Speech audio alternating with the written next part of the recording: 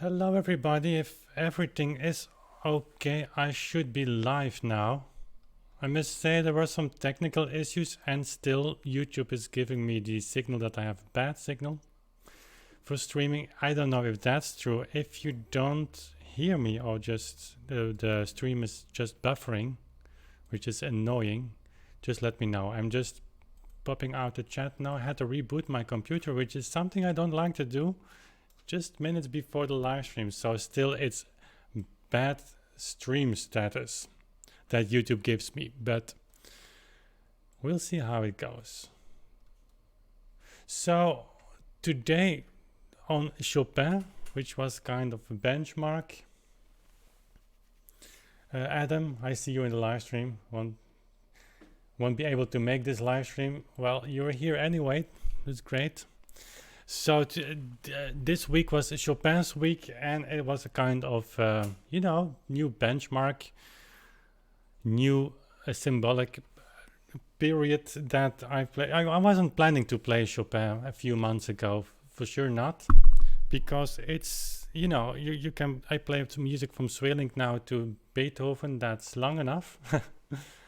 And technically it's different. I mean, it's difficult, that's true. But playing Chopin is a new world, like playing later sonatas of Beethoven, as I'm doing now on the Erage, just in preparation for the new pianoforte to come. That's something else also. So I kind of like the idea of sticking around to a certain period, but that's not always how how life is. And so since this channel is refocusing on a little bit on tempo research and performance practice in general, because that still is very much around. I see my mic is going into the red zone. Just Chopin is of course a big thing. I mean, Mozart playing on my clavichord. I remember sometimes I got a reaction. You play it in a different tempo than we're used to, but that's still okay. Then Beethoven on clavichord, of course, you have the issue of the element of the clavichord and Beethoven, which is on its own something new, and it deflects the attention a little bit from the fact that even in those performances I took another tempo. By the way, 1 or 2 years ago, no, 1 year ago I was fully into this, but 2 years or 3 years ago, for instance, my Pathétique recording on YouTube, the recording that I made in that beautiful concert hall was more or less a reflection of Talsma theory, not really of what I'm doing now. So I changed over the course of the last years as well. And so, but Beethoven on the piano, on the Erard, even the symphony, that's of course something else. And Chopin, that's territory in this research actually that, well, also for me was unknown territory. So I'm happy that I did it. Cinemod 621, great to have you here. So again, just to say, I got some messages from YouTube on my desktop, on my dashboard, I should say, that my stream status was not so good. Now it's okay. I don't know. And this live stream is a little bit last minute decision, since we had a rather strange week with a lot of things to do. For instance, also preparing the shipping of the Pachelbel recording. It's very pleasant work. In fact, writing all the certificates, the names of the one who bought it in pre-sale, or just the numbers on the disc. It's wonderful. So Chopin, to start with, an awaitance of some people maybe that can join the live stream. I have some books that might be of your interest, so just showing them to you. If you haven't read this book, Chopin, the Letters, you should, and it's a Dover edition, so it's not so expensive. And my version, I have it for 20 years. And by the way, my chair is really making an awful noise. So you have here at least a selection of the letters, if not. They certainly are not complete, but they're translated into English. And I know it's an issue for many of you who don't speak or understand French or German to have those things into English. And this is quite I don't know when the translation has been made. It's maybe in the book, but it's not recent anyway. 1931, you see. And I bought this, I think, around 2000. It's full of my scribbling in pencil. I don't know if you can see that. So I remember at those days, we didn't had Google search, Google book search. So, which of course was a pity, but at the other hand, a book is something that's impossible to replace by a digital media, because you can take a pencil and make notes. Another book is this one. Also in English, Chopin, Pianist and Teacher, as seen by his pupils, by Eigeldinger. Eigeldinger is one of the most prominent Chopin researchers. And in this book, you'll find all quotes, and I think they're all in here, by his students, by people who knew Chopin.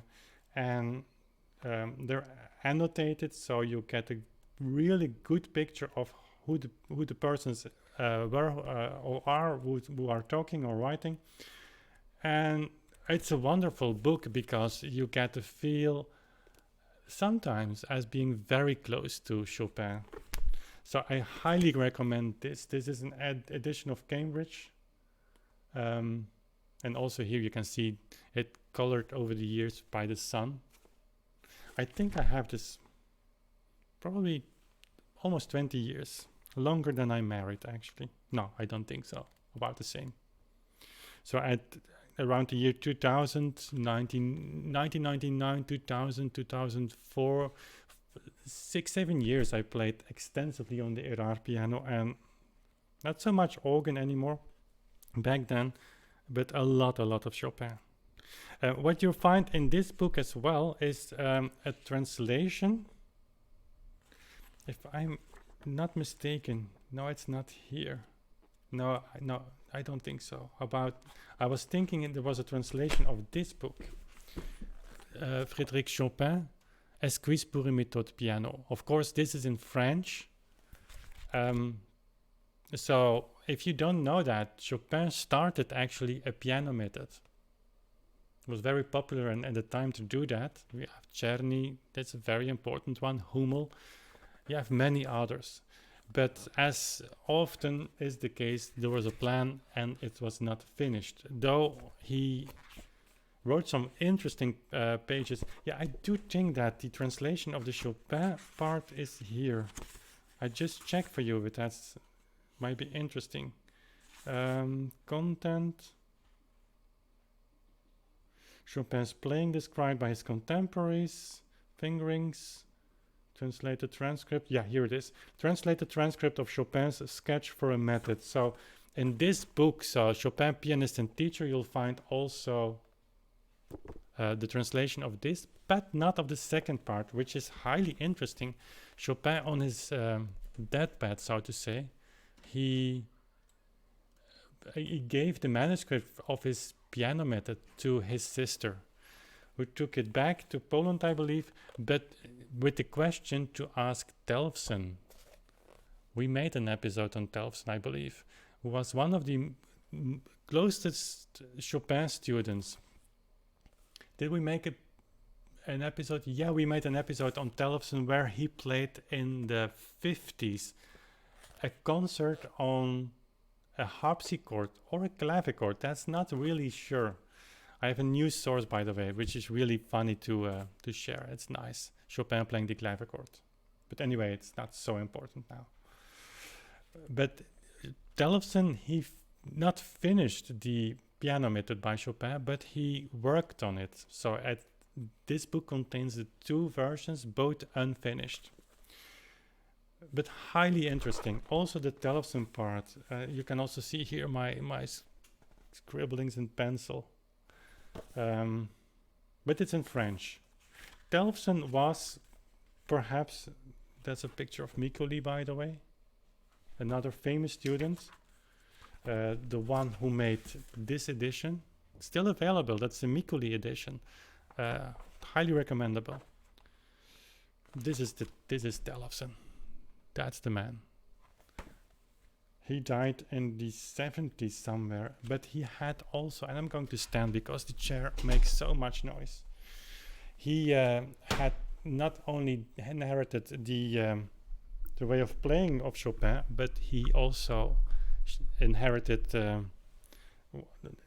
kind of, he preferred the living room over the concert hall. So he didn't play a lot of concerts. The ones that he did were really remarkable, and were also described as being very close to Chopin's own playing, which is also remarkable actually, in the fact that we sometimes assume that that if we hear pianists around the year 1900, that's the Chopin tradition. But even in the 1850s, when Telfson played, the reviewers found it necessary to say that's how Chopin played. So even in the 50s, it means that a lot of people were not playing anymore like Chopin. Going to have a look on the chat here. As said, I had some technical troubles at the beginning. I hope it's solved, and this live stream was not prepared as the other one, so I didn't share it on Facebook or Instagram, and also not on the community tab on YouTube, because we had a really busy week, and today even we had an appointment somewhere, so that's the reason that I was a little bit late, perhaps also. Antoine Gard, Julia, sorry, perhaps it's French. Love your channel, great to have you here. Adam was leaving. Vestil is here. Kirk, Wamet, sorry if I mispronounced names, it's so difficult. Marquise de Sade, hi Wim. No, you're talking about the F minor etude, but I wanted to also tell you that there is a metronome discrepancy for the E major etude opus 10. Oh yeah, okay, then share what the discrepancy is. We can talk about that as well. Okay, here it is. Notice that the first edition gives a metronome mark of 8 note 100. Later that's altered to quarter note 100. I believe quarter note is the one that still is. No, it's 8 notes. Is it this one here?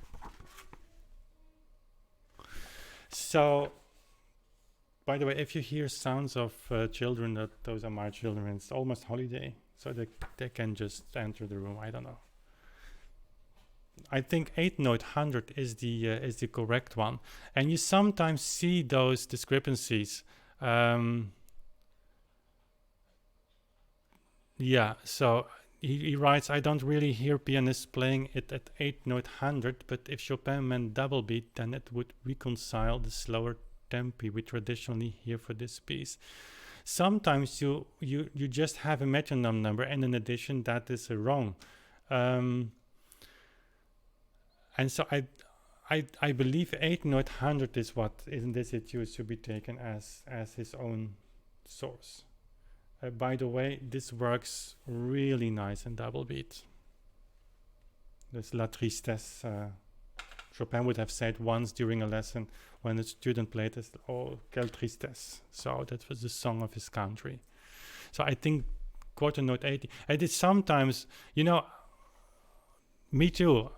Certainly 15 years ago, when you saw a metronome number that, let me give you a recent example. For instance, the Hammerklavier Sonate, the edition is downstairs. I don't have it here. You have the English edition from Marshallus. Marshallus has 5 editions, I believe. One of them he kind of rejected. It was not printed really in under his supervision, but with mention of his name. So he kind of distanced himself from that edition of the Hammerklavier. And you have in the first page, you have instead of half note 138, there you have quarter note 138. So in a recent edition of the Hammerklavier by Johann Sonnleitner, he is one of the advocates for an alternative way of playing. He is a strong Talsma believer still. It's very nice man, by the way. So, and very symbolic that he made an edition at the Wiener Urtext. So it's also downstairs, I believe. So that's a statement. I think that the Talsma theory, the variable use of the metronome, it's not documented, and we should maybe step ahead of that time. But anyway, it's very symbolic that the Wiener Urtext gave the Hammerklavier Sonata in his edition with in the preface mentioning of at least an alternative to the way we use metronome numbers today. So, but also there you see a focus on that metronome number quarter note 138, which might be a misprint, or but saying that that's an interpretation that could lead to a kind of proof or building the case for double beat. I don't think we should focus too much on that. The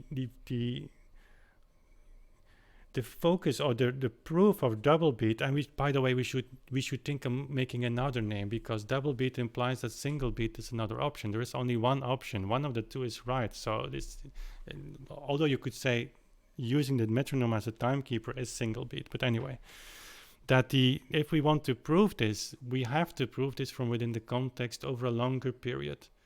And I've just finished, as promised, my summary of the metronome in the historical context connected to the mensural notation and the terms takt and tactile, it's beat in English, time, Schlag, all of that. I just set apart everything and wrote that article. It's not finished yet. It's being proofread, and I will share that with you when it is ready. But then you see, from over a tradition of hundreds of years, the same terms coming back all the time. And that's, I think, the way that all of this can be, well, proven is a big word, but in any way, and I just went downstairs because Evelyn was playing a game on her computer. So if you hear the children, they're just here in house. That's the way we should focus, and we more than these editions. I hope that answers your question. Kian says hi. Christian, hi to you. He says, I saw the same with the Ronde Opus 1 quarter 108 and 8 note 108. Yeah. Well, most of the cases, I don't know, in this case, is it's really obvious what the composer wants. By the way, if you go to waltz tempo for Chopin or this mazurkas, sometimes they're not as consistent as his etudes, which makes sense, of course, that an etude was his kind of his prime works, but he also left a lot of works without metronomization, and the ones in the mazurka, sometimes it seems odd. Nocturnes are really interesting as well to talk about. Also the Raul Puño F sharp major nocturne. So Marquise de Sade. So for the E major etude, would you say that there should be 2 ticks for every 8 note? 2 ticks. It's double beat. No doubt about it. You have. I will record it soon if I have time, and I should not play too much Chopin, because I love that music so much that Beethoven and my new pianoforte maybe is a project of the past, even before. No, the focus will be on Beethoven, and maybe having some other musicians involved that can play the etudes as well. So you have this tempo like 100. Let's see. I've tried it a few weeks ago and it works really nice. 100 for the 8 note. So here the 8 note is the takt, is the mesure. You could say that's the tempo note, and as we've seen in the one source, it was a magnificent source, I think, that I could share last minute, because Lawrence had sent that to me on Monday while my script for the video was already ready. So I was about to start the recording of the Wednesday video on Chopin when I thought, well, no, I have to incorporate this chord. And if you pay attention, I don't know if any of you saw this, that the Pachelbel recording, which is standing next to me on the piano, is actually lying down when I talk about the chords, because, yeah. So 100, it's this. And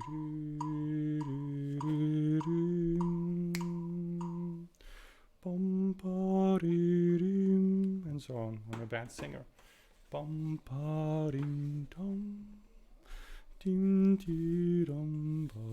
That is just beautiful. And you can have some agitato, a little bit of accelerando in where it is written. So Fred is here. Great to have you. So love reading all your comments, by the way. Play most Chopin? Yes, yeah, I'm yeah, sure. Well, if you can keep a secret, and this is I will do the Opus 10 number 3, I think, and one that I will do as well is this one. Don't know if you know that piece. This is the fourth one. It's really impressive, also in double beat. I mean, there you can see that people sometimes say, in this beat I can sight read everything. Well, if you read a comment like that, you may be sure that the person who writes that never played the piece. Like several comments on the Hammerklavier. In double beat, I can sight read that. No way. I mean, perhaps Glenn Gould could, but normal human beings cannot. I'm a terrible singer. I wish I could sing a little bit more, but it shows a little bit. But the fourth one is, and it starts a little bit slower, but again there you have this rhythm,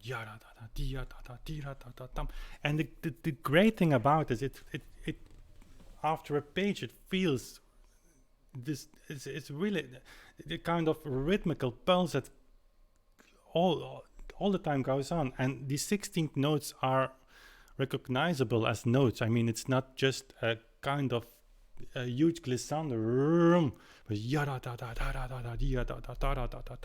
and you can keep that tempo, play the whole piece at tempo. No need to make rubato to make big jumps or things like that. That always happens. When I was in conservatory, my teacher who studied in Poland, it was not Willem Brons, was a previous teacher that I had there, Jan Huizen, great piano teacher actually. I learned a lot from him. But on Chopin we totally disagreed, because at the time we had, well, I talked about it, the discrepancy I felt between my organ lessons with Jacques van Nootmessen, playing Bach trio sonatas, especially a trio sonata was the sixth one, which is allegro, and then the Mozart sonata, which is also allegro. And I remember that things came together in my head. I said, how is that possible? And it's strange to realize afterwards, but that you in such an environment where things should be connected and people should be open to more opinions maybe, or more, that everything is boxed. I was in the organ class and I was in the piano class, and there was no connection, which is kind of weird. Today I think it's a little bit different.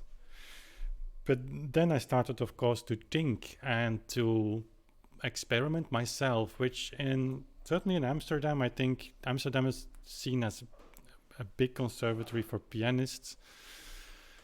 Well, it was not the best tactical strategy, so I had to comply with their rules, of course. But he told me when things were difficult in Chopin's, play rubato. Chopin, that's all rubato. So if it's difficult, you slow down a little bit and then you speed up again.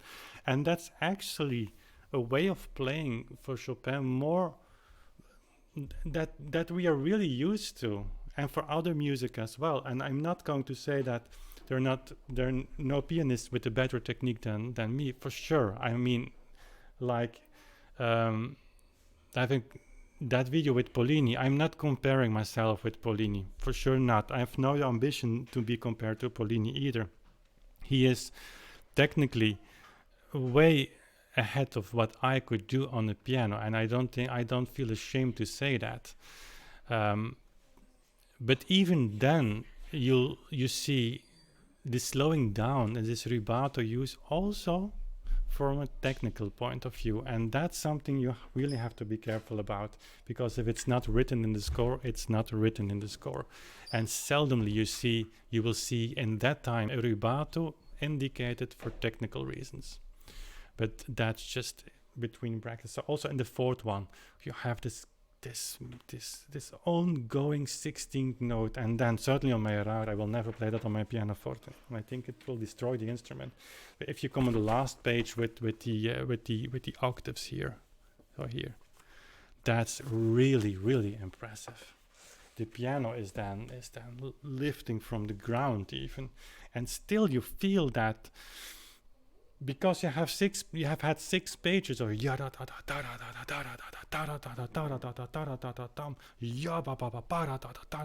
so you are so much in this rhythm that it feels terrifying at the end. It's really dramatic. Also when this line goes up at the end, if you know the piece. So I have this long run here. It's mirrored here. It's difficult for me to show. Here, this long run to the bottom. That starts, of course, here, and then with this chord, this mark is, of course, very much intended, because here starts this line that will lead to this high point. I do articulate these notes because you can do that in that tempo, and I think it's meant to be played like that. Here, why else would you put a slur here if this wouldn't be different? And also here, short. The difference between an 8th note then and a quarter note becomes obvious, and just making this note short, no pedal here, by the way. This piece is being played often with a lot of pedal, as Chopin is really a difficult composer to reconstruct his pedaling. He was very known for that. And also Micoli here in this edition writes that Chopin was, you shouldn't add more pedal to it than he writes. But that's really difficult, because also in perspective of legato, you come into troubles. Fourth Ballade, for instance, try it. He must have had a different kind of legato. It's not possible, because also his fingerings, which he was very secure about, they don't leave much room for a lot of substitutions. It was very classical, but so I don't have the answers for that.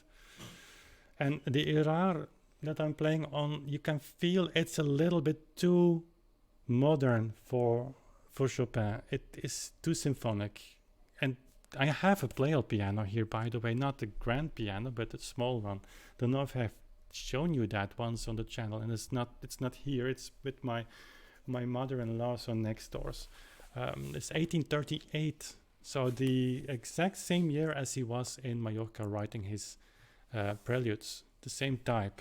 It's not restored. It's in original condition. But by the way, what I wanted to say is that those pianos, these playal pianos, they had a kind of older, I don't know how to say that, feeling than my Erard piano.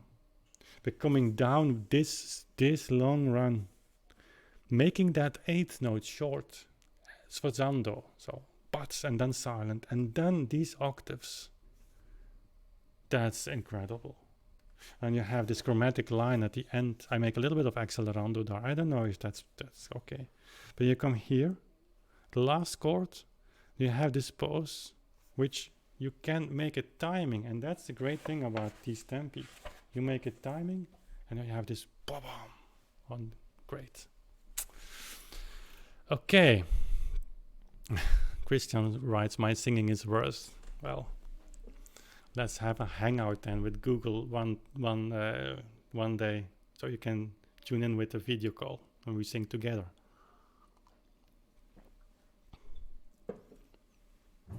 The Opus 10 number 4, Fred, you're talking about, is so hard. Well, it's a difficult piece, but there comes if you practice this music, also Chopin, Chopin is difficult. I mean, if I read sometimes comments of people, and I understand them, it's a reaction of fear. If people are not aware or not familiar with what I'm talking about, and they hear that music and they say, okay, that's music becomes easy.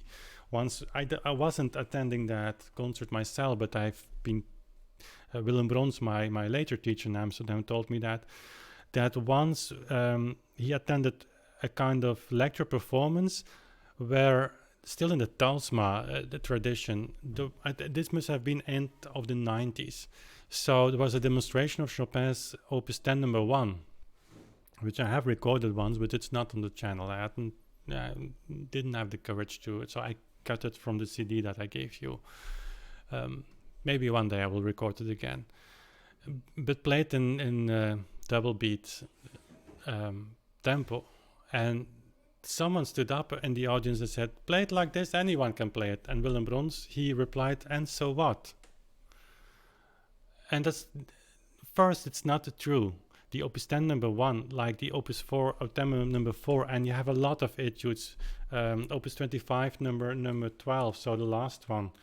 That's a really hard piece. But it's hard anyway. And so if you practice that music slowly, which we all do, no matter how high you will end as tempo, you have to, it's our brain needs to know where our fingers are going to. That's the trick. It's not a finger thing, it's a brain thing. And of course, if you want to speed up a lot, if that's what you want, you have to speed up your thinking as well. And people forget that. So if you can play a Chopin etude in double beat, you're very good on your way to play it much faster as well, with the technique we acquired today. But it's not easy. It's really not easy. But doable. You will see if you go over that line, that there comes a moment where you've already with Chopin you feel that, and already also with later Beethoven sonatas, there comes a moment where, compared to earlier music, you feel you have to get rid of certain control mechanisms.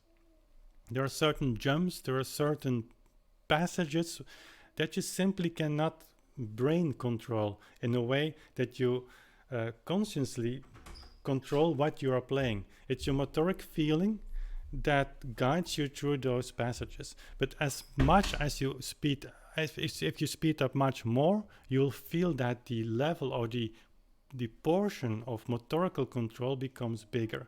And so your way of practicing becomes different. Then you have to return to a much slower practicing where you really type in those notes, as you should do, I think, in this music anyway, really carefully. And it's like Paderewski, for instance, who was practicing before a concert the Opus 10 number 1 in as slow as playing 1 second per note. And that's logical, because if you want to speed up, the brain is almost out of function in its power to control. It's your motorical feeling that will guide you then. But if you feel that happening, you're almost certain that you're over an historical limit for that time. That's at least as I feel that. So it's hard, but it's doable. Why can't remain anonymous? I wonder if later on you will have anything to share on tempos in Schubert. Yeah, well, there is a lot on Schubert coming. Certainly with the pianoforte, I have a wonderful contact with a pianist who is very known. I will not say his name here, it's not up to me. In leader and as a pianist also accompanying really great names. And he was here a few weeks ago, months even. Wants to do the Winterreise of Schubert. And he asked me for a reconstruction, which is interesting and challenging because Schubert, he didn't leave any metronome numbers for his Winterreise. So I'm making a first draft on Schubert, Winterreise, what I believe instinctively would be my tempi anyway, and I'm doing it with all music I play. I never take my metronome and see what tempo was given by the original composer or later. And what I will do then is try to convert these pieces because they don't have Italian tempo words either. It was a time where the metronome was so big that people say, well, forget about the Italian tempo words, we're going to give a metronome number, it's way better. And so we don't make any mistakes anymore, and future generation will always know how we played this music. And yeah, they made a mistake, because those metronome numbers are in fact the only defense. If you forget about every context, historically or not, that's the only defense, that if you really want to make the case for the single beat, and to say that people back then played incredibly fast, the metronome numbers looked at it like this are your only thing. So they messed up by doing that. In fact, if you wouldn't have those numbers, perhaps you play it differently. But anyway, so that's interesting. And then I will compare the notation of those pieces with similar pieces by Mozart, for which we do have metronome numbers, by Czerny and Moschles a lot, and they are really interesting. They're very close to each other. And I see my numbers match. If not, go back and try to think about it again. And so I hope that Winterreise will be played like that. And once the piano is here, I hope to find a singer who just wants to do that with me and try it out and see where we come, because that's a new aspect. Like a lot of you have said on the previous posts or videos, what with stringed instruments and with the bows, if that's not causing problems, but also with singing, you have of course lungs, and you have timings, and you have things to make. The piano, it's rather easy to speed up and to slow down, so it would be great to experiment with that. By the way, we are going to an upgrade, or we're going to level up what we are doing on AuthenticSound related to tempo research. So one of the projects that we are going to do is building a website that has as an ambition to collect all information that's tempo related, a kind of wiki page for tempo research. It's surprisingly, there is no database with all metronome numbers that you can interactively search. But for that, of course, we will need a lot of helping hands, people maybe like you, or that say, hey, I have a little bit of time and I have this information to share, or I can translate a German source into English or a French one, so that we at the end we have a website that's available and accessible for everybody, but where is a team of people working, connecting with each other, maybe leading to different layers of musicians or just people who are interested in helping, and that there is a kind of connection of knowledge, that this thing is more than just me and Lorenz and a few other people. We are setting up that, trying to think to set that up, but technically, of course, that's really challenging, because I will not build that website on WordPress in a way that, imagine that there would be 10,000 different entries and the website would crash. We better make sure that we have a backup. But I'll make some videos on that. You'll see that. Another project that's coming up, that's a long-term project. The Impossible Project. I don't know if that's a good title, but with the ambition that in 10 years, I'll be conducting the 9 symphonies of Beethoven in those tempi, which seems to be kind of an impossible goal. I mean, but just by setting the goal, it's like Elon Musk of Tesla.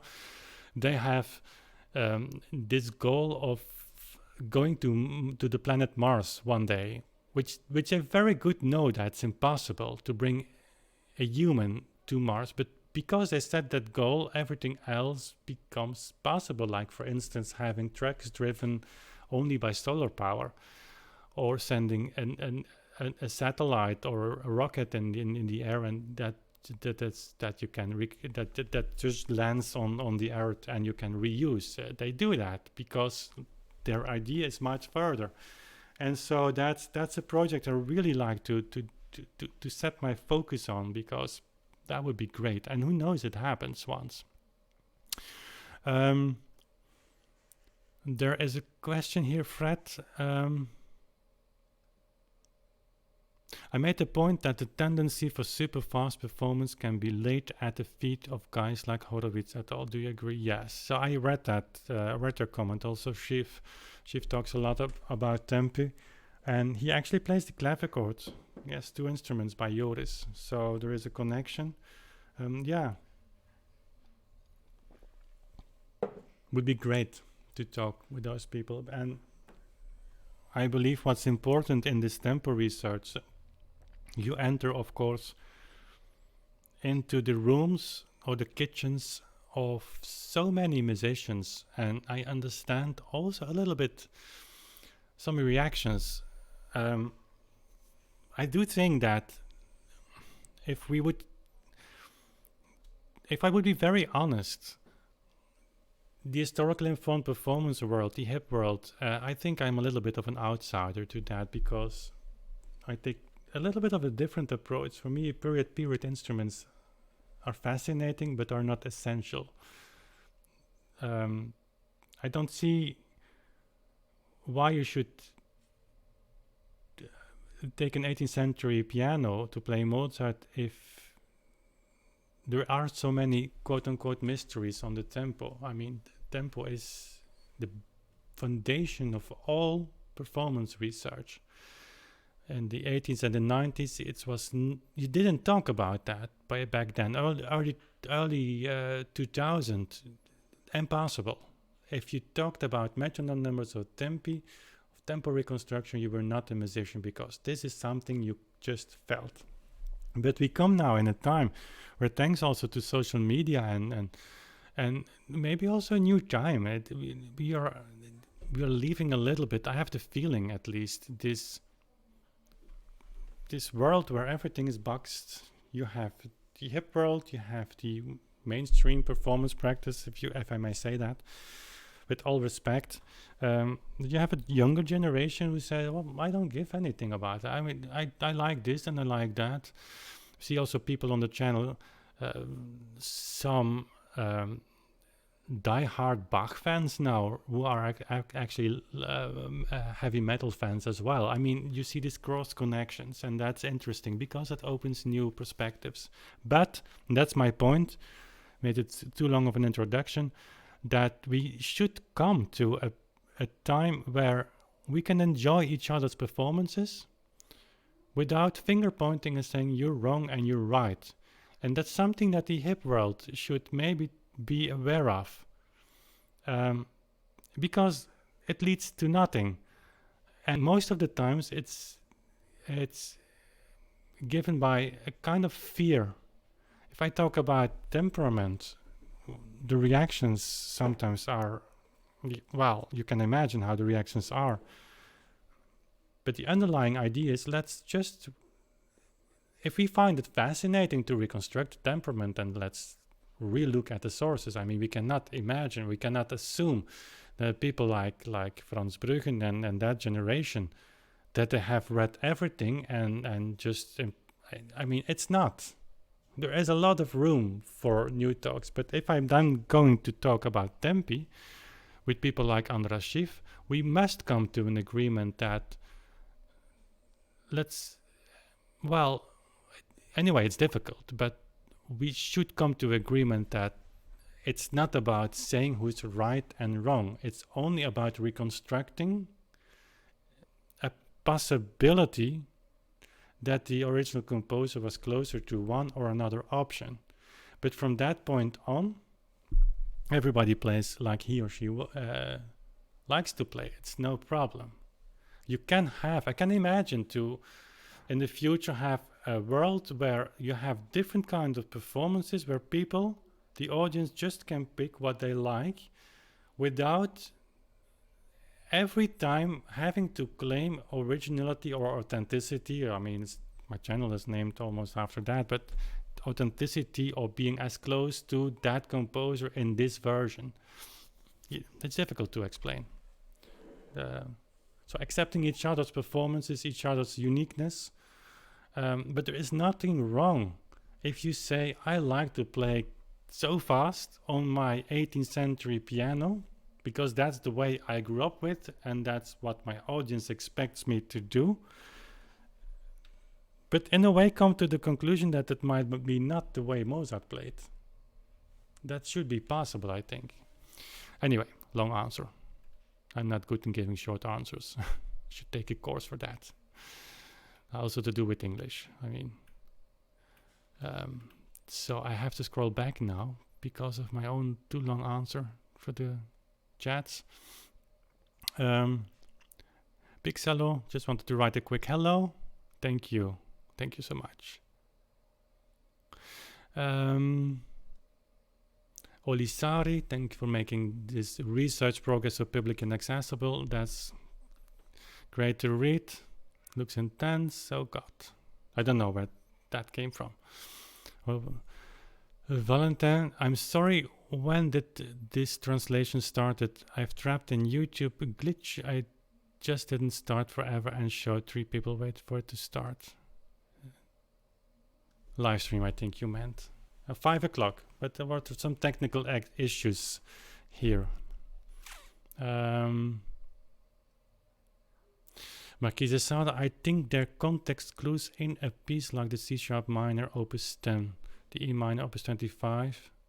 Yeah, the E minor opus 25, that's the third etude. It's beautiful. It's on my channel, I've played it. Go to the E major. Beautiful and double beat. It's like you said about the Beethoven symphony, imagining transcribing the piece without seeing the score. Yeah, Marquis de Sade, you simply wouldn't come up with it. Well, that's an important one, because always do that exercise. Just imagine, and you will be surprised what the outcome is. Jan Krupa, thank you for your Schumann quote. Wondering how many people among musicologists are in favor of the metrical reading currently. I don't think so much. I don't think that there are many. But there will be more. And the thing is also not to make our point or to make accept what I believe. It's not about belief. Many people say, I don't believe that it was, or it are facts. I mean, metronome numbers, that's a common ground. That's another thing. Double beat or single beat, and again, we should find a better name for that, because if the double beat is related to the schlag, to the beat in English, also there we have a double meaning, then we might come up with a different name. But anyway, there is one layer on top of that, which is, I have to look at the clock. Okay, it's still some 10 minutes. There is another layer on top of that, which is the information and the facts. And the facts here are metronome numbers. And yeah, I talk a lot about them. Not that I'm a prisoner of metronome numbers, but what's fascinating on those, they are not up for debate. They're just what they are. The only thing you can do is, well, read them in what I believe it's the historical way, where the note value is a takt note. It's not a representative of the real duration in the piece. It's just a representative of the takt, of the schlag, of the beat up and down. Or you read them single beat, and then you play accordingly. I mean, that's the upper layer. And there we are all the same. We are on the same side. There are musicologists who don't believe, so to say, in double beat. And then comes a layer of practicability. I mean, if it is doable or not, I think that's an important statement. It's, of course, you enter the room from, you have to practice a little bit more. I have here a beautiful score, by the way, to demonstrate. You know, there's an original print of the Czerny Opus 299. It's not complete. It's just the first 10. But yeah, then you open the score like this, and which is almost falling apart. You see, it's beautiful. Playing that now on the era, which is remarkably fast in double beat, but it's impossible twice as fast. I mean, there are some attempts done, but then of course you have common ground, and that's where everything should start, I think. Massimiliano, double beat theory is not valid whenever the Melzer metronome marking was written. There are clear instructions how to use it in method books starting from 1817. Well, I must correct you a little bit. Melzer wrote, maybe not in his own hand, in 1816. His instructions on how to use the Melzer metronome. It's, by the way, not very sure if it's Loren's book, by the way. Show it to you. And that's the famous book by Talsma, you see. I have to. So I was much influenced by this. See if I find this melodic instructions. But that's a typical reaction, and I appreciate you ask that. I mean, it's no problem, of course, Massimiliano, but people should do their homework a little bit, and not just repeating what others are saying. Because if you read those instructions yourself, and not with, I mean, with an open mind, and it might be surprising for me to say that, you see, that's the text. Directions for using Melzel's metronome. I've mentioned that in the previous video, and I will make a video on this because it's really interesting. But do your own research. Don't take for granted what is written about it. I've once made a video on Martin Noorduin's description, and I had to do that. I hate when I have to take people down, but he took me on Facebook so hard that, and then reading his, I think, Cambridge description, I mean, it's based on one quote to prove that Czerny's high tempi were debated in that time, which was for me something I couldn't believe it, because I hadn't seen one source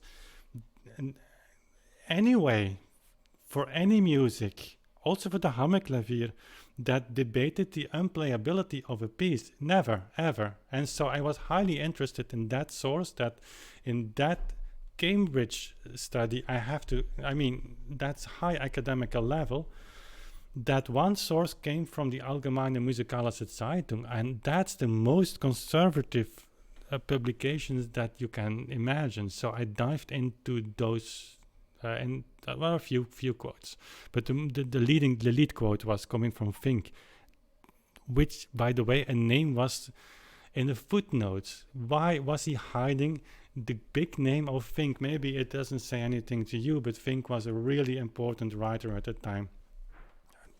It's easy to imagine why, because Fink was was the critiker on the fast performances of those days, but not in a way that it was unplayable. He criticized the high speeds because he invited Tomacek to give the Don Giovanni numbers. But I'm not going into detail here.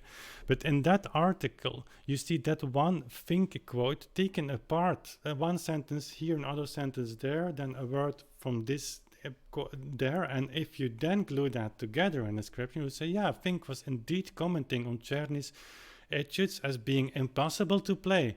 And so the conclusion then that Noorduin made was, well, they made the same conclusions as we today. It's impossible to play, so no surprise, those metronome numbers are real. If you can reach them, the better. If not, yeah, that's okay.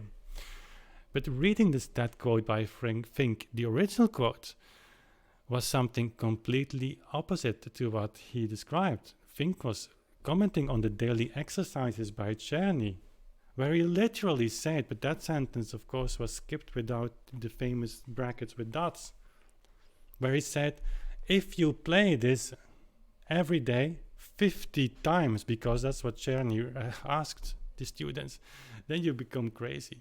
So literally there, that one quote that should have proven everything wrong was saying the opposite, that you can play that music.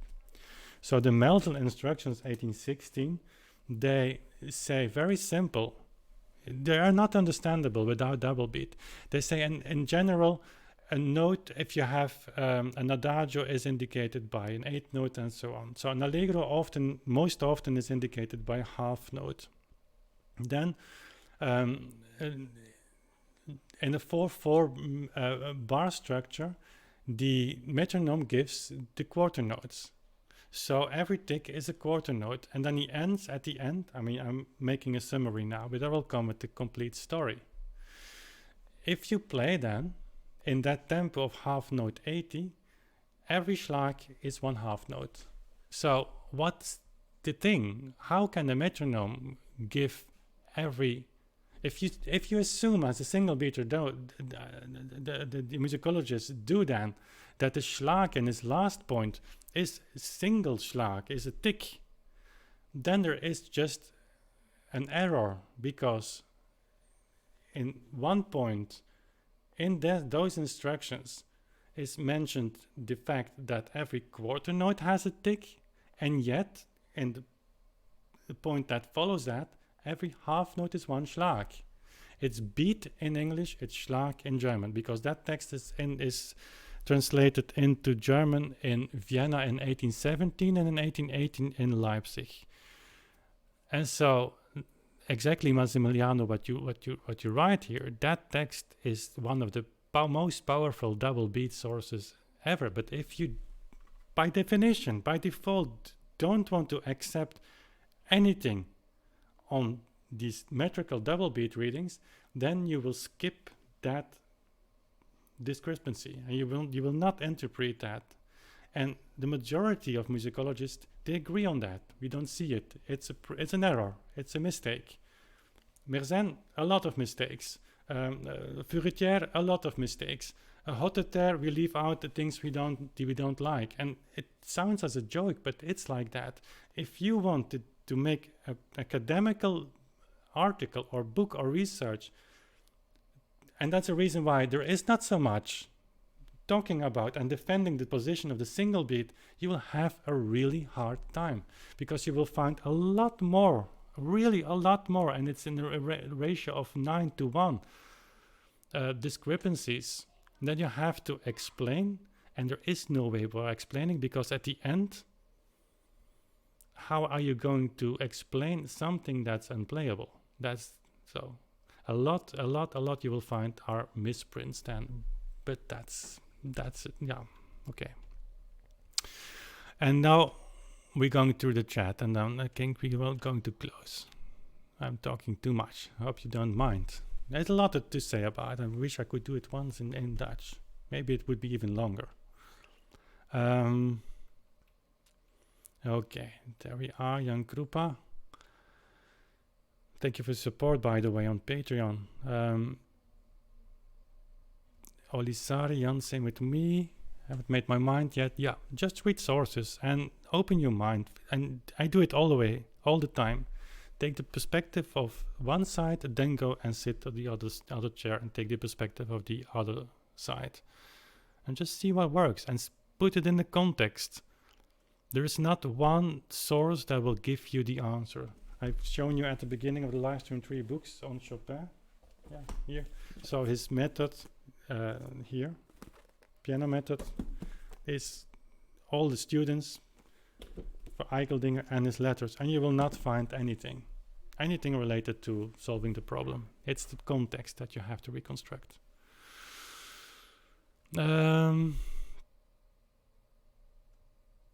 Okay. But now Roman says, when we agree to take original Metronome marks seriously, there are only 2 possible versions. Yeah. That's actually, basically that's it. Jan Krupa, I mean Chopin Opus 299 pictures at old metronomes as clear arguments for metrical reading.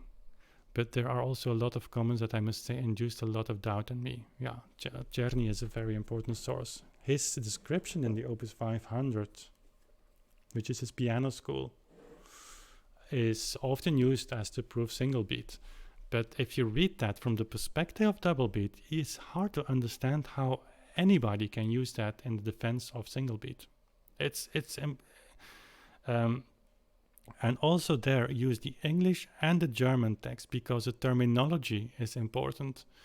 So what Czerny writes there in the English version is, if I just remember well from memory, that if you have a tempo, I think he uses quarter note 120, that every quarter note should fall with the audible beats of the metronome. And people say, well, every quarter note 1 tick.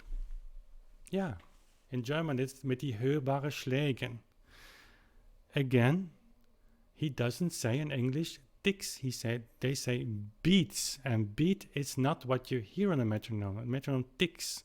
The beat is, again, related to Schlag, and Schlag is related to the note value.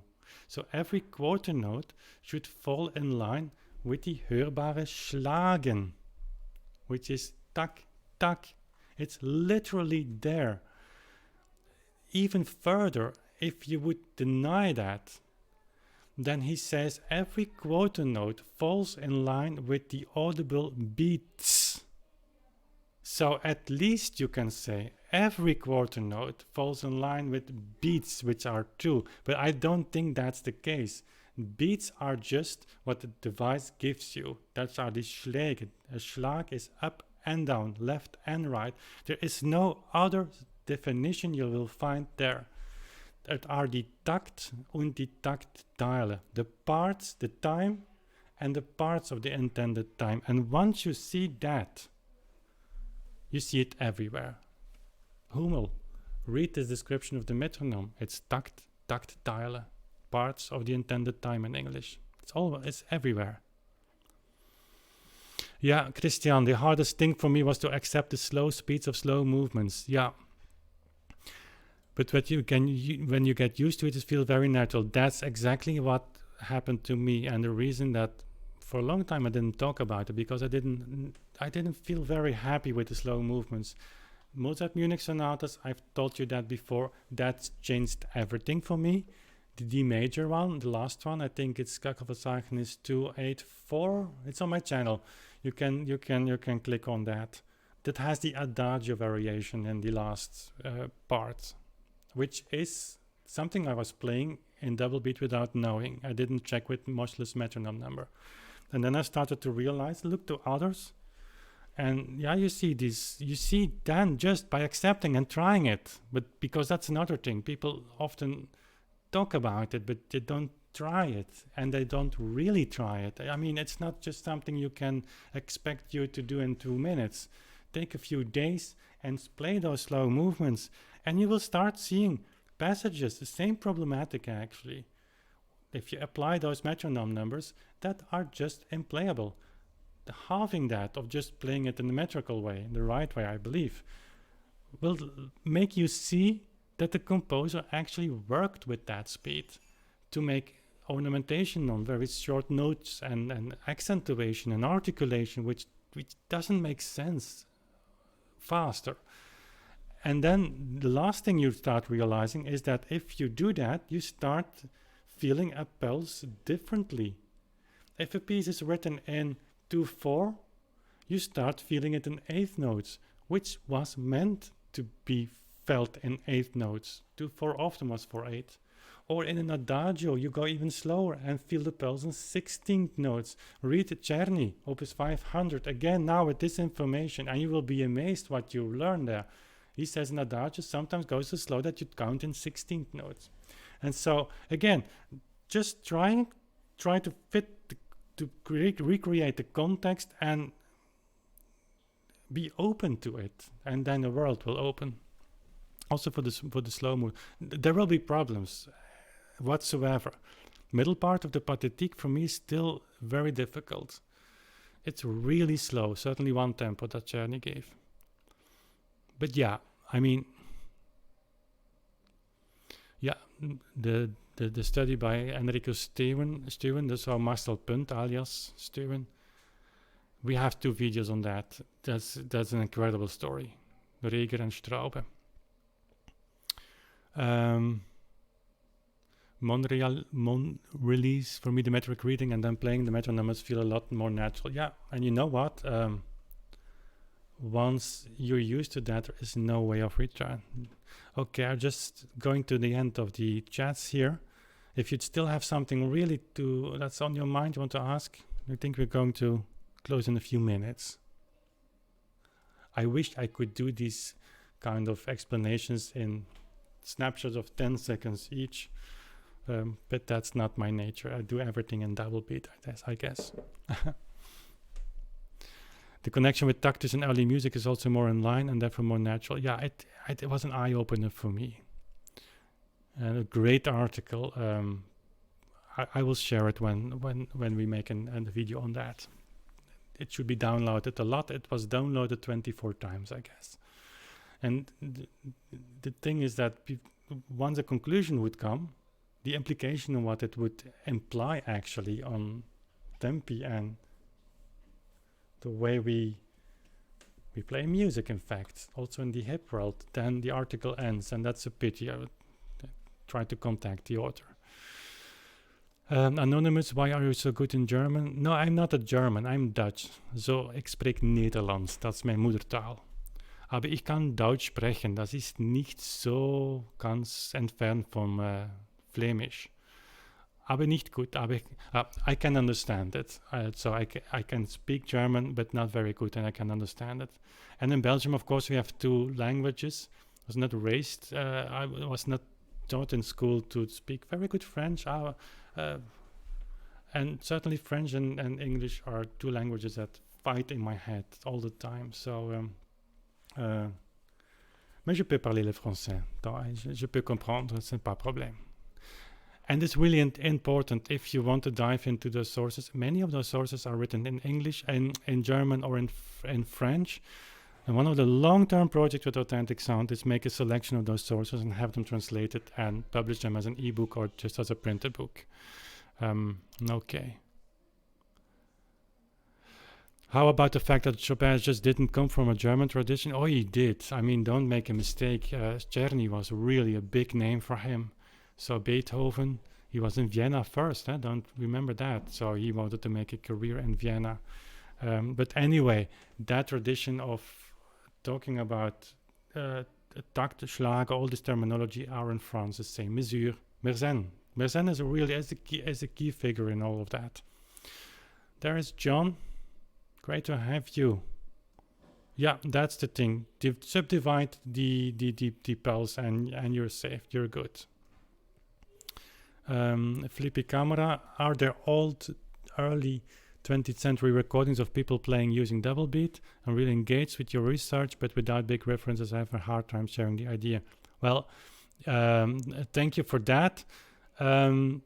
There is a very beautiful story that's coming up on the channel, but I have to really work hard on that because it's an important video, I think, and maybe it will go only after the summer holidays. On Raul Puño playing and discussing the opus. I don't know which opus is that. That's the F sharp major nocturne. So which we are used to hear like that. He plays it very slow. But that story will come. So that's one of the most explicit 1914, I think, sources from a student of a student of a student who assumes in that time that people can still read those metronome numbers. By the way, he didn't show that in his other recordings, so that's the thing I have to really put in right into the context. Other than that, early 20th century recordings will give you early 20th century tradition. There is no such thing, and that's a big mistake that we make today. We project our interest in the past to those people. He's a student of Chopin, so he must have been safeguarding the tradition. No, he wasn't. Even Mikulu didn't. Even Matthias didn't. I mean, they went along with their time, and they played that music as was in fashion in those days. Often really fast, early 20th century. They were great virtuosos. They were on the high point of the pianistic virtuosity. They didn't care at all about safeguarding the tradition. I've made a story here, but maybe if you haven't heard it, one of the greatest stories, I think, that make you understand that those people, that generation, was not after reconstruction or keeping the tradition, is what happened with the organ, the Cavaillé-Coll organ of César Franck. That's another discipline, perhaps, but it shows. I mean, Tournemire, one of the best students of César Franck, was organist at his organ after his death. I mean, and César Franck left us a unique oeuvre for organ that is the more unique because his organ was very atypical for the work of Cavaillé-Coll. So Franck had this very far récit which he used in astonishing effects. What did Tournemire do with the organ? He completely electrified everything. He got rid of the console, the original one by César Franck, which still exists, by the way, in Antwerp, but anyway. And the whole organ was completely modernized. And afterwards, they were happy and proud that they brought the César Franck organ to a better level. And that was how people, until 50, 40 years ago, we look back, we do restore old buildings, but they didn't. And so what you will hear Sometimes there is a fragment of something that pops up, like that Raoul Pugno quote, but often in the recordings they just took Chopin as the organ of César Franck and they just restored it to the better version of what they thought was the better version, and they didn't speak about it so much. There's no interest in reconstruction. Again, somewhere, but overall not. Kostas is here. We have a recording of him Monday. Not a new one, but we have some plans also for the future. Lord Oriel, I just played the Etude Opus 25 number 1 on metrical reading. Wife said, if you play it like this at the conservative, I'll kick you out. Yeah, but it is really beautiful. I mean, just listen to and they will kick you out. But if you still have to manage to get your degree at conservative, don't do it. But anyway, listen to the cantabile in the right hand and to these arabesque and in between. It's not an easy piece, by the way. And read what Schumann writes about this, and you'll be surprised. He heard the performance by Chopin himself, I think in Leipzig. Monrealis, you can call me Karl. Okay. Oh, okay. Well, it's sometimes hard for me to keep connecting the names on YouTube and the real names. Then here the last question. Alexander, do you know if any of the musicians back then, Mozart, Chopin, Czerny, Moscheles, left detailed records of their practice regimens or those of their students? Well, Chopin, you have of course this book by Eicheldinger, highly recommendable. But you will not find, I mean, they talk about fast and slow, but those terms, they have no meaning if you don't know the benchmark. I mean, if you don't know what they consider to be slow or normal, then, I mean, you will not find a lot. Moscheles' diary, I think I have, well, it's downstairs. Here's the English version. Must read. That's very important source because he kept a diary all his life. He met Beethoven. For instance, we talked about Martin Noorten on reconstruction of Beethoven tempi. He rejects completely what Moscheles and Czerny write on Beethoven, but he accepts what later 19th century people talk about Beethoven. I mean, it's ridiculous because Czerny, of course, I mean, he was a gatekeeper for Beethoven, but Moscheles was good enough, at least, to make the piano score for Beethoven of Fidelio. So they knew each other, and he was one of the strongest advocates for Beethoven and lived in a time where still the classical tradition was overall, and he lived also still in a time where this shift towards the virtuosity came, and he describes it really nice. Read that. That's the start. For anyone, Moscheles is a start. Bellini and Chopin shared a very similar sense of tempi, probably. No. For Chopin, the cantabile style, the opera, was his advice to pianists. Go and listen to operas and the bel canto. Once you can do that, you can come back. It's the difficulty of the piece shifts from being fast towards keeping the musical line. Yeah. It's insanely difficult at metric reading time. Oh yeah, because you have to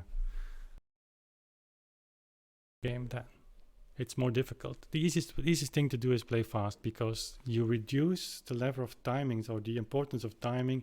And not saying that there are not great recordings playing fast, not saying that, but reducing tempi is difficult. Okay, so that was it for Chopin, and probably I will make some other recordings. We are still waiting for the pianoforte, and next Sunday, I will go and see it. I will come in the summertime. It's a huge machine, and then we'll start all of Beethoven, hopefully collaborations with a lot of other musicians as well. Once the studio is ready here, hope that will be for next year if we have the courage to take that financial step. And then who knows what happens. And I will not forget the clavichord. Don't for a moment think I'm going to forget the clavichord. We'll have some Swilling soon. Some Bach is waiting. I am finishing the World Temperature Clavier. And at the end of the year, the Bach partitas will be pressed on vinyl as well. just popping up here. See many videos your girls watching intently over the father's shoulders as he plays. Does either of them play the instrument? Play an instrument? I'm going to use that at dinner table in 15 minutes. I would love to have them play. Sophie is 13. She starts and then she has, of course, a lot to do on school. Evelyn is 6, will be 7. She's bored rather soon, but she would be a great, I mean, you can feel it when you have a young student and she or he can keep time very easily, then there's something that you can make out of it. So I hope to play one day with one of my girls here. Anyway, that was it for today. I hope you liked that. I hope the sound was okay. I got some one comment that there was a low frequency rumble in the live stream, which I recognize myself, but I've tested everything. I hope that was okay. If you have questions, as always, leave them in the comment section. I do read all the comments, though sometimes I don't have any more time than just give it a little bit of a like or a heart. I hope that you don't mind that, but I do read everything, and if you have something to share, don't hesitate. And well, hope to see you very soon again. Summertime we will have a little bit of a different schedule, perhaps. I will see. I'm writing a lot on these things, on metronome and notation and things like that, and I will communicate with you how those projects evolve. Okay, thank you again, and see you soon. Bye.